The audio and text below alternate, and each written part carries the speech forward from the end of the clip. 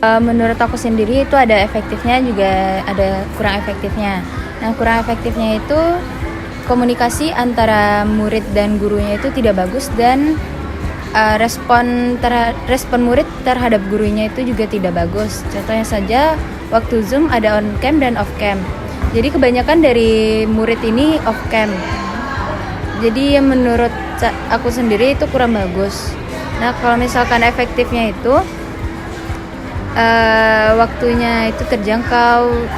Kalau di sekolah itu kan dari pagi sampai sore. Nah, kalau di rumah itu kapan aja bisa melakukan Zoom. Menurut aku sih itu, Kak. Oh, berarti menurut kamu tuh banyak kurang efektifnya ya? Iya, banyak kurang efektifnya. Oke, baik, terima kasih. Sebenarnya masalah pembelajaran pandemi ini kan banyak juga hal positif yang kita dapat selama pandemi. Misalnya berkembangnya teknologi. Dulu mungkin Zoom ini kan tidak terlalu tren, tapi dengan adanya pandemi itu alhamdulillah banyak pembelajaran daring ya begitu berkembang dengan pesat. Salah satunya kita manfaatkan untuk pembelajaran daring. Kebetulan waktu pandemi Covid itu kami pas diangkat jadi wakil kesiswaan diamanahi di sini. Jadi memang yang paling terdampak itu untuk pembelajaran daring itu kita manfaatkan mungkin melalui GCR. Semua guru kita tuntut untuk ada media atau platform yang digunakan penghubung antara guru dengan siswanya di rumah. Tapi kalau Zoom itu biasanya karena biaya paketnya mahal, biasanya agak 3 kali pertemuan nanti melalui GCR, setelah itu baru melalui Zoom, media Zoom kan.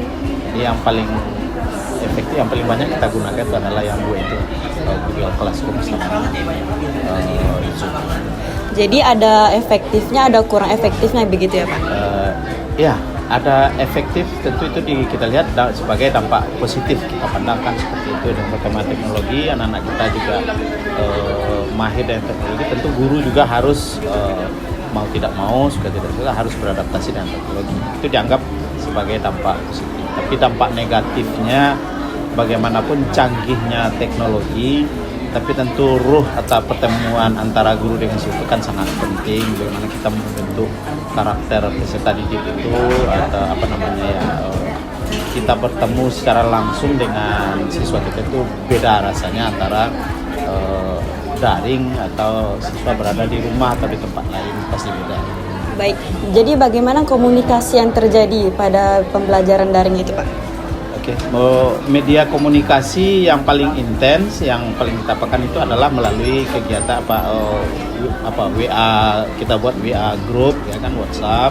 Siswa tergabung di grup itu langkah pertama yang kita lakukan. Jadi antara wali kelas itu meminta nomor kontak, lalu nanti melalui wali kelas ini seluruh guru yang mengajar di kelas yang bersangkutan itu juga membuat grup WA mapelnya masing-masing.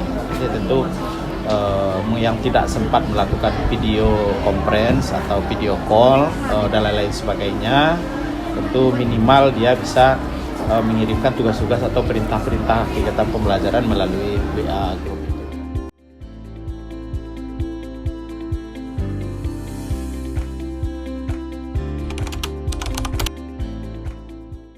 Baik, perkenalkan nama saya Praprijas Maulana. Saya berasal dari Universitas Negeri Padang, jurusan Ilmu Komunikasi.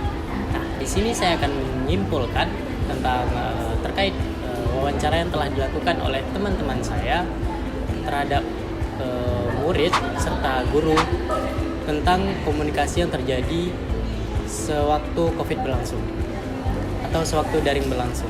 Nah, di sini kita dapat menyimpulkan bahwasanya komunikasi yang terjadi ketika daring berlangsung itu ada kelebihan serta kekurangannya.